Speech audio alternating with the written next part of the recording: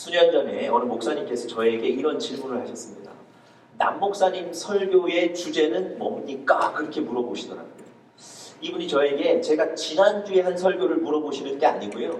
제가 수년간 목회하면서 해왔던 설교의 주제가 무엇인가? 그 설교는 어디를 향하고 있는가를 물어보신 겁니다.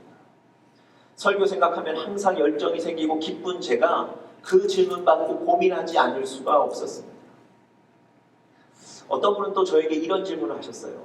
목사님의 목회의 최종 목적은 무엇입니까? 궁극적인 목표는 무엇입니까? 다른 말로 하면 이런 겁니다. 목사님의 목회를 통해서 목사님이 목회하는 교회가 어떻게 바뀌기를 원하십니까? 이런 질문을 하시더라고요. 여러분, 이 두 질문 다 공이 사실은 목회나 신앙의 본질을 찾는 아주 중요한 질문들입니다. 제가 이 질문들을 들으면 명확하게 드리는 답이 하나 있습니다. 이게 아마 저의 목회 철학이겠죠. 하나님의 나라라는 것. 우리 은혜교회가 하나님의 나라를 이루는 것. 그리고 우리 은혜교회의 영적인 가족 한 분 한 분이 하나님의 나라가 되어 사는 것. 그것이 바로 목회의 목적이고 제 설교의 목적입니다. 여러분, 하나님 나라라는 개념에 대해서는 제가 지난 설교에 몇 번을 말씀드렸는데요. 하나님의 나라가 뭡니까? 이 하나님의 나라라는 것은요, 하나님의 다스림을 얘기합니다. 그래서 동쪽에 있는 나라, 서쪽에 있는 나라 이런 지리적인 개념이 아니고요. 이 나라라는 단어의 원어의 뜻은 바실레이아, 그래서 다스림, 통치, 주권 이런 뜻입니다. 그래서 성경에 나오는 하나님의 나라 이 개념은요, 하나님의 다스림이 있는 곳, 하나님이 다스리시는 곳이 바로 하나님의 나라입니다. 우리 교회에 하나님의 다스림이 있다면 우리 교회가 하나님의 나라인 거예요. 여러분의 가정에 하나님의 다스림이 있다면 여러분의 가정이 하나님의 나라가 되는 겁니다. 그래서 여러분, 찬송가에 주 예수님 모신 것이 그 어디나 하늘나라 이런 찬양의 가사가 있는 거 아닙니까? 우리 은혜교회와 우리 사랑하는 영적인 가족들은 하나님의 나라를 이루며 사시기를 간절히 축복합니다. 하나님 다스림 안에 계시기를 축복합니다. 여러분, 이렇게 우리 그리스도인들은요, 하나님의 다스림 안에 사셔야 됩니다. 그런데 여러분들과 제가 살면서 하나님의 다스림을 벗어날 때가 너무 많습니다. 아니, 하나님의 다스림을 받지 않을 때가 많습니다. 세상의 논리의 다스림을 받고요, 혹은 내 감정의 다스림을 받고요, 혹은 물질의 다스림을 받을 때가 많습니다. 여러분, 오늘 본문에 보시면 오늘 야고보서 1장 19절, 20절, 21절 우리가 짧은 3절의 본문을 읽었는데요. 오늘 본문에 보시면 우리가 하나님의 다스림을 벗어날 수 있는 경우, 그런 가능성이 있다는 것을 우리에게 잘 보여주고 있습니다. 여러분, 19절 한번 보십시오. 내 사랑하는 형제들아, 너희가 알지니 사람마다 듣기는 속히하고 말하기는 더디하며 뭣도 더디하라고요? 성내기도 더디하라. 그리고는 20절에 그 성내는 것에 대해서 뭐라고 설명합니까? 사람이 성내는 것이 무엇을 이루지 못한다고요? 하나님의 의를 이루지 못함이라. 그렇게 얘기합니다. 여러분, 성내는 것 때문에, 여러분과 제가 분노하는 것 때문에 하나님의 뜻을 우리가 이룰 수 없다는 거예요. 다시 말씀드리면 우리의 분노 때문에 하나님의 다스림을 받지를 못한다는 겁니다. 우리가 분노한 그 순간은 하나님이 우리를 다스리시는 것이 아니라 분노가 우리를 다스리고 감정이 우리를 다스린다는 거예요. 예전에 미국의 홀트 이반이라는 그 판사가 있었는데요. 이분이 27세의 여성, 살인한 여성에게 중형을 선고한 적이 있었다고 합니다. 그런데 이분이 그 사건을 늘 잊지 못하고 안타까워한다는 얘기입니다. 여러분, 판사가 사실 어떤 죄인에게 중형을 내리는 것이 한두 건이겠습니까? 그런데 왜 이 사건을 잊지 못하고 그 홀트 이반이라는 판사가 계속 안타까워한다고 얘기할까요? 그 이유는 27세 된 여인이 살인을 저지른 동기 때문에 그렇습니다. 여러분 그 여인의 살인의 동기, 이웃을 살해했는데요. 살인의 동기가 5센트 때문이에요. 5불도 아니고요. 50불도 아니고 5센트 때문에 이웃을 살해했답니다. 여러분 5센트가 그 여인에게 큰 의미가 있을까요? 5센트가 그 여인의 인생에 어떤 큰 영향을 줄 수 있을까요? 사실 5센트는 있어도 살고 없어도 사는 거예요. 그런데 사실은 그 이웃과 이전부터 감정이 좋지 않았던 거예요. 그러다가 5센트 갖고 이것이 내 것이다, 네 것이다 이렇게 얘기하다가 그 감정이 폭발해서 그 이웃을 살해하고 말. 분노가 감정이 지배하는 거예요.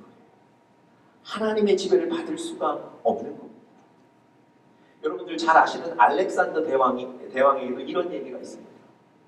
알렉산더 대왕 옆에는 클레토스라는 아주 훌륭한 장군이 있었다 그래요. 근데 이 장군은 어렸을 때부터 알렉산더와 친하게 지냈던 아주 친한 친구였습니다.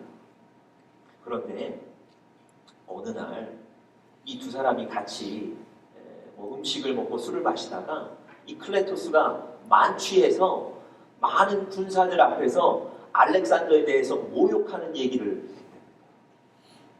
그 순간에 화가 머리 끝까지 치밀어 오르니 알렉산더가 옆에 서 있던 군병의 창을 뺏어서 그 창을 자기 친구 클레토스에게 던졌다는 거예요. 물론 여러분 죽이려고 한 건 아닌데 그 창에 맞아서 자기의 친한 친구 클레토스가 그 자리에서 죽고 말았습니다. 여러분 이 일 때문에 이 알렉산더가 얼마나 후회했는지 모릅니다. 여러분 그 후회가 얼마나 컸는지 자살하려고까지도 했답니다. 여러분이 알렉산더가 내게 더 이상 정복할 땅이 없다고 얘기했던 사람인데 세상을 정복했는지는 모르겠지만 자기 감정은 이기지를 못하는 거예요. 성내고 분노한 것 때문에 자기 인생에 가장 큰 실수를 저지르게 되는 겁니다. 여러분 이런 식의 분노들이 사실은 여러분들과 제 마음속에 있지 않습니까? 혹시 운전하다가 소리 질러 보신 적 있으십니까? 아니면 여러분 가족에게 혹은 여러분 자녀에게 혹시 화를 내보신 적 있습니까? 사실은요 이 분노라는 것, 성내는 것은 우리 삶에 늘 맞닿아 있습니다. 어디에든지 있습니다. 그런데 이 분노는요 그저 우리의 감정을 밖으로 표출하는 정도로 가벼운 게 아니고 분노가 하나님의 다스림을 막는다는 겁니다. 하나님이 여러분의 사업장과 가정을 지켜주시는데 다스림을 받아야 되는데 우리 안에 있는 이 분노들 때문에 하나님의 다스림을 받지 못하게 된다는 겁니다. 여러분들 잘 아시는 모세는요 하나님께서 그 애굽을 출애굽한 이스라엘 백성들에게 물이 떨어졌을 때 하나님께서 모세에게 반석을 명하여서 이 백성들에게 물을 주라 그렇게 말씀하셨어요. 반석을 명한다는 얘기는 어떻게 하라는 얘기입니까? 반석에게 말로 명령하라는 거예요. 그런데 모세가 늘 불평하고 늘 불만하는 그 이스라엘 백성들을 향해서 분노가 치밀어 올랐어요. 그래서 이 모세가 자기가 손에 갖고 있던 지팡이를 가지고 반석을 쳤습니다. 그래서 물을 낸 거예요. 여러분 사실은 여러분들과 제가 이 얘기 들을 때마다 공감이 돼요.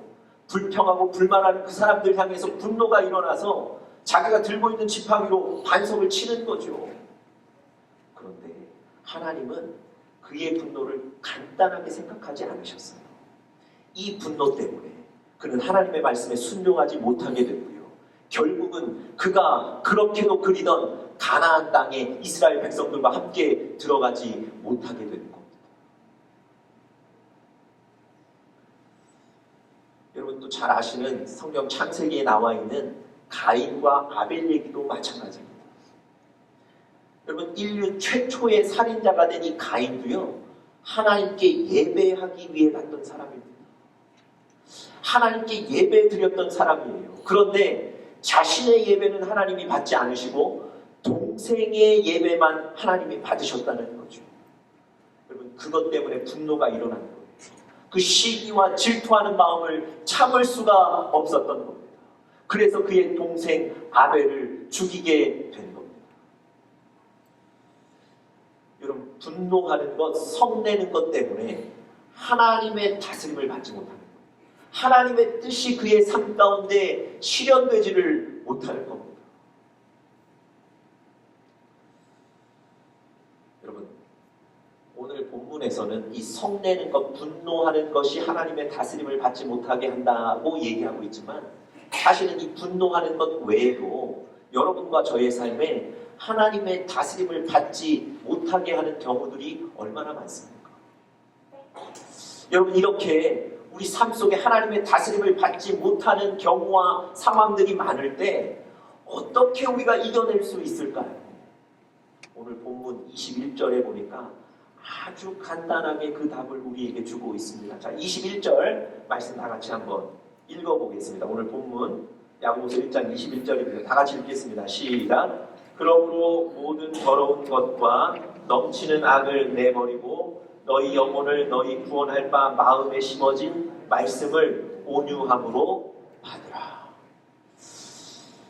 여러분, 분노하는 것, 성내는 것 때문에 하나님의 다스림을 받지 못하게 된다고 얘기했는데요. 그것에 대한 해답으로 무엇을 제시한 겁니까? 말씀을 받으라. 하나님의 말씀을 받으면 된다는 거예요. 여러분, 21절 보니까 그러므로라는 인과접속사로 시작하고 있죠. 그러므로라는 이 접속사는 이런 겁니다. 바로 앞에는 원인이 나와 있는 거고요. 이 접속사 뒤에는 결과가 나와 있는 거예요. 19절, 20절에서 이 분노하는 것 때문에, 성내는 것 때문에 하나님의 다스림을 받지 못하게 된다. 이 원인을 얘기하고요. 그러므로 그 다음의 결론은 뭡니까? 말씀을 받으라는 거예요. 말씀을 받으면 우리가 하나님의 다스림 속에 계속 머물 수 있다는 겁니다. 여러분, 다른 것이 아닙니다. 이 야고보서 1장, 야고보서는요, 사실은 시험에 든 영혼들에게 보내는 편지인데, 그래서 야고보서 1장은 어떻게 시작하냐면 너희가 여러 가지 시험을 당하거든, 이렇게 시작하는 책이거든요. 여러분과 제가 사실은 하나님의 다스림을 받지 못하게 되는 여러 가지 시험을 만날 수 있습니다. 그런 유혹들을 만날 수 있어요. 그때마다 여러분과 제가 붙잡아야 될 것은 무엇입니까? 바로 하나님의 말씀인 줄 믿습니다. 하나님의 말씀을 붙잡을 때 여러분과 제가 승리하게 되는 겁니다.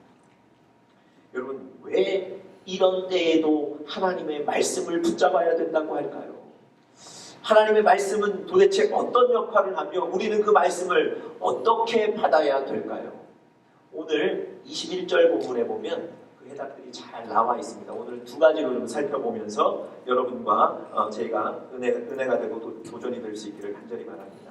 첫 번째로요, 말씀은 능히 우리 영혼을 세울 수 있습니다. 다시 한번요. 말씀은 능히 우리 영혼을 세울 수 있습니다. 여러분, 21절에 보니까 이렇게 써있죠. 너희 영혼을 능히 구원할 바 마음에 심어진 말씀이라고 얘기해요. 능히 우리의 영혼을 구원할 수 있는 것이 바로 하나님의 말씀이라는 겁니다. 여러분, 쓰러져가는 영혼, 혹은 또 분노하는 영혼, 무덤덤하게 살아가는 영혼들을 살릴 수 있는 것이 바로 하나님의 말씀이라는 겁니다. 여러분, 말씀이 있으면 확신이 생기고요.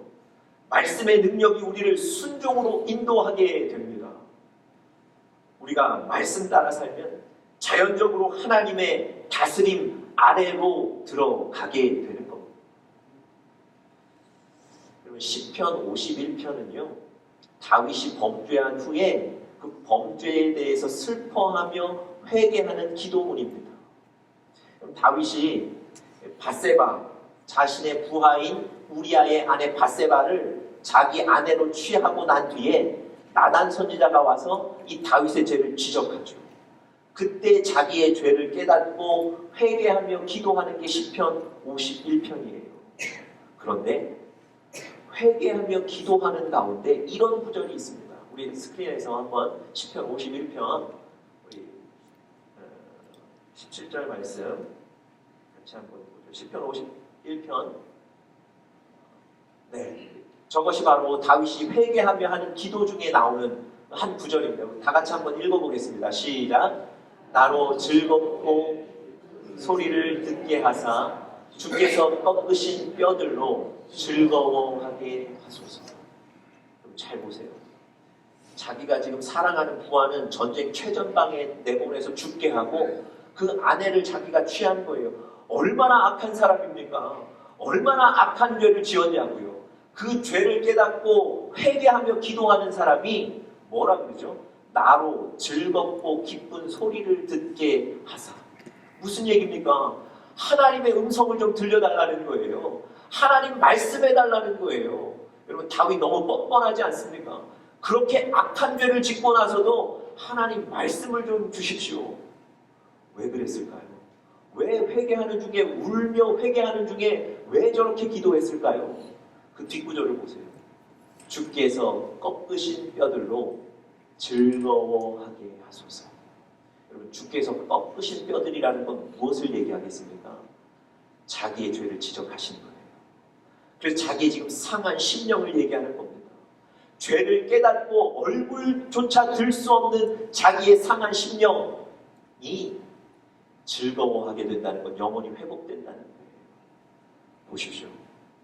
그 회개하고 그 상한 심령 중에도 하나님의 말씀을 들으면 그 심령이 살아나게 된다는 거예요.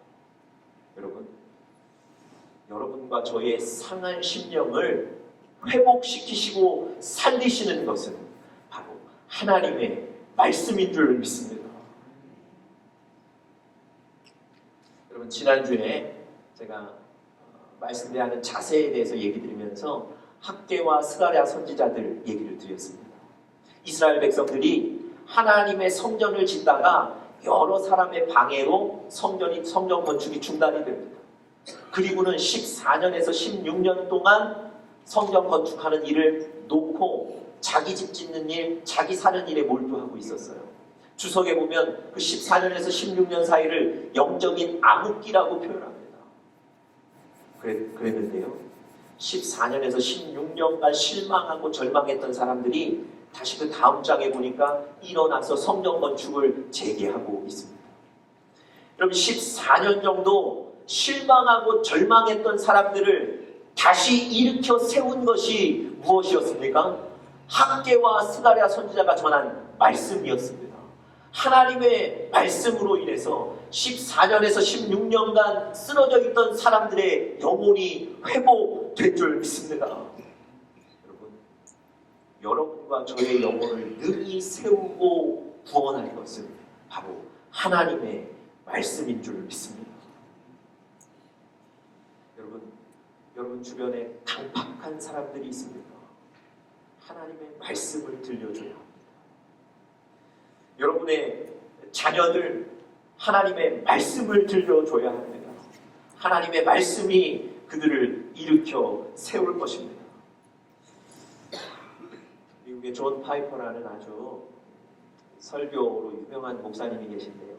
그분이 최고의 하나님을 맛보라라는 책을 쓰셨는데 그 책은 다른 얘기가 아니고 말씀으로 변화된 사람들에 관한 책입니다.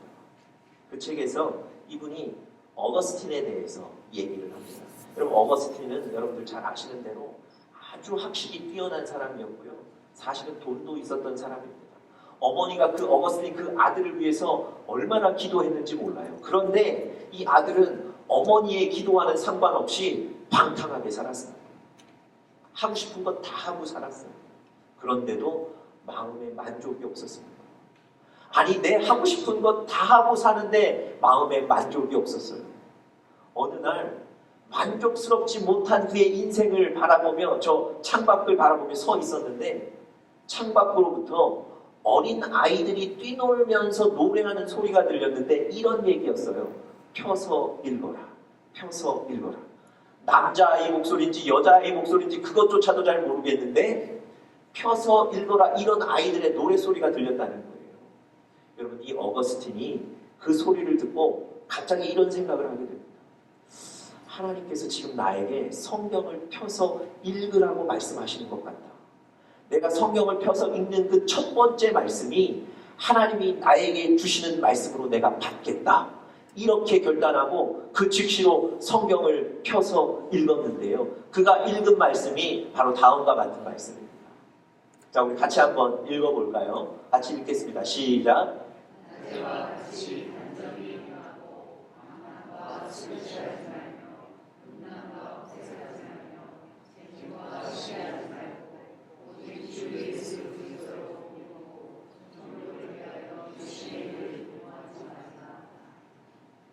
이 말씀을 어거스틴이 읽었어요.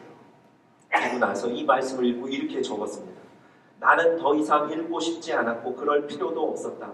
그 문장의 마지막 부분에 다다르자 순식간에 확신의 빛이 마음속으로 흘러들어와 모든 의심의 어두움을 몰아내는 것 같았다. 여러분, 이 한 구절의 말씀으로 방탕했던 청년이 성자가 되었습니다. 여러분, 종교개혁했던 그 마틴 루터도요, 로마서 1장 16절, 17절 그 말씀을 보고 변화된 사람입니다. 또 하나 위대한 설교가 조나단 에드워즈라는 사람도요, 디모데전서 1장 17절을 읽고 그 마음의 변화를 받아 하나님께 헌신하는 인생을 살게 됐습니다. 여러분, 하나님의 말씀이 여러분과 저의 영혼을 구원하고 세우는 것입니다. 절대 그 말씀을 떠나지 마시고요. 말씀의 능력을 믿고 말씀을 붙잡는 여러분들 되시기를 간절히 바랍니다.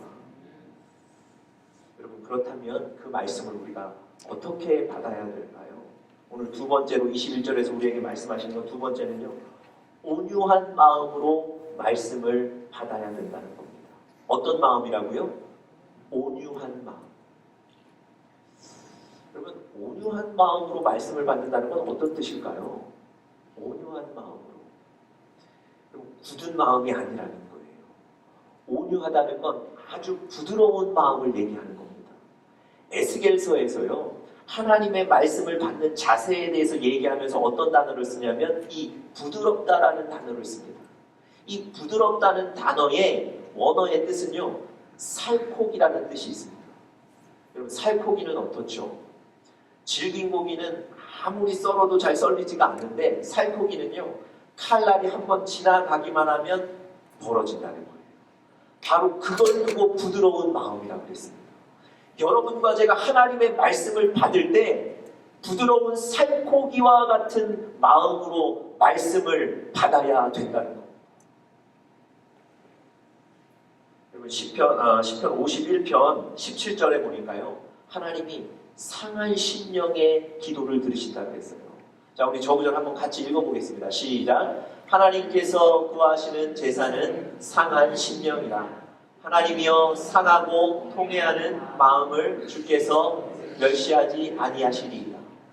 여러분, 왜 하나님은 상한 심령의 제사를 받으신다고 했죠? 상한 심령은 어떤 상태입니까? 하나님 아니면 나를 구원해 주실 자가 없다는 거예요. 그래서 하나님께 완전히 마음을 연 사람입니다. 하나님 오늘 나에게 말씀해 주셔야 됩니다. 기대하는 사람이에요. 그 온전한 마음을 가질 때, 부드러운 마음을 가질 때 하나님은 그에게 말씀하시고 그의 영혼을 구하시는 줄 믿습니다. 여러분, 마태복음에 보시면요, 하나님의 음성을 듣지 못하는 사람, 하나님의 말씀을 듣지 못하는 사람들이 나오는데 그 이유도 같이 설명하고 있습니다. 지금 여러분들 보이시는 저 스크린에 우리 마태복음 말씀 한번 같이 읽어보겠습니다. 시작.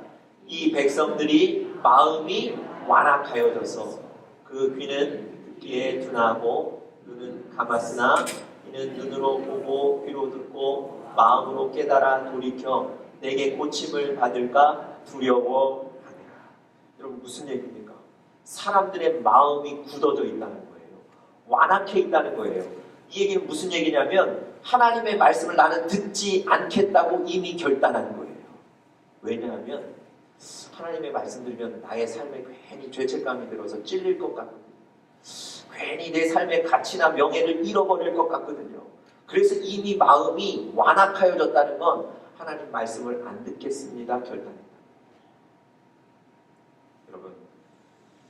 여러분과 제가 하나님의 말씀을 열린 마음으로, 온유한 마음으로 들을 수 있기를 간절히 바랍니다. 하나님이 어떤 말씀을 하시든지 내가 그 말씀을 받겠습니다. 이런 마음으로 하나님의 말씀을 들으시는 우리 사랑하는 영적인 가족들 되시기를 간절히 바랍니다. 마지막 요시야 왕 얘기 하나만 해드리고 오늘 설교를 좀 마치겠습니다. 요시야 왕이라는 분은요, 이스라엘 역사에 몇 안 되는 성공적인 왕입니다. 이스라엘의 영적인 질서도 회복시켰을 뿐만 아니라 사실은 선한 왕이라고 기록된 왕입니다. 여러분, 이 사람이 어떻게 자기 선조들 닮아 악한 왕이 되지 않고 기록에 아주 선하고 성공적인 왕이 되었을까요? 여러분, 우리 다음 구절 한번 보여주시겠어요? 이 요시야 왕이 그렇게 성공할 수 있었던 비결을 한마디로 이렇게 적고 있습니다. 우리 같이 한번 읽어보겠습니다. 시작. 왕이 율법의 말씀을 듣고 곧 자기 옷을 찢더라. 여러분, 다른 왕들에게는 하나님의 말씀이 없었을까요? 아니요. 다른 왕들에게도 계속해서 하나님의 말씀은 전해졌습니다. 그런데 요시야 왕은 그들과 달랐던 게 있어요. 무엇이죠? 왕이 율법의 말씀을 듣고 곧 자기 옷을 찢었다. 하나님의 말씀을 듣는 거예요. 열린 마음으로 듣는 거예요. 자기에게 주신 말씀으로 받는 겁니다.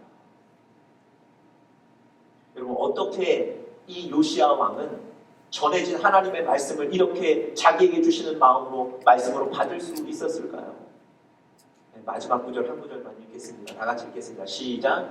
내가 이겁니다.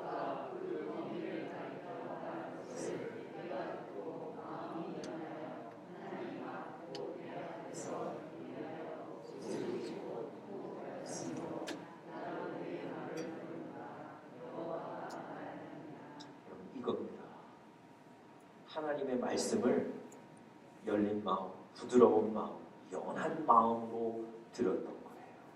그래서 그는 그 하나님의 말씀을 무시하지 않고 자기 옷을 찢을 정도로 회개할 수 있었던 겁니다. 여러분, 그 말씀이 바로 요시야 왕의 영혼을 구원하고 그의 인생을 변화시킨 줄 믿습니다. 여러분, 우리에게 늘 있는 이 하나님의 말씀을 귀중하게 여기시길 바랍니다.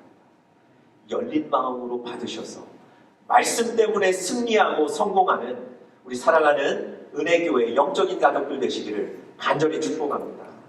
다 같이 기도하겠습니다.